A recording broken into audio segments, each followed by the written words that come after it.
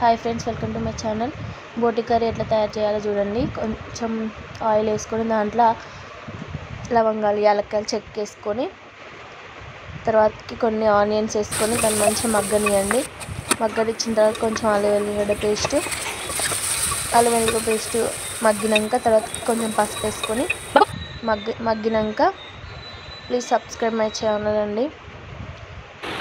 తర్వాతకి బోటిని మంచిగా క్లీన్ చేసుకోవాలి. వేడి నీళ్ళల్లో కొంచెం ఉప్పు పసుపు వేసుకొని మంచిగా క్లీన్ చేసుకొని తర్వాతకి ఇందులో వేసుకొని మంచిగా ఫ్రై చేసుకోవాలి. మొత్తం మగ్గే వరకు ఫ్రై చేసుకోవాలి. మంచి మగ్గలు అవి టప్ టప్ సౌండ్ వస్తాయి చూడండి మీరు. ఆ సౌండ్ వచ్చే వరకు మగ్గుతూనే ఉండాలి. ఇట్లా ట్రై చేయండి, మస్తు టేస్ట్ ఉంటుంది. తర్వాత మగ్గిన తర్వాత కొంచెం ఉప్పు వేసుకొని మళ్ళీ మగ్గనియండి. మగ్గినాక తర్వాత కొంచెం కారం, తగినంత కారం వేసుకొని మగ్గనియండి.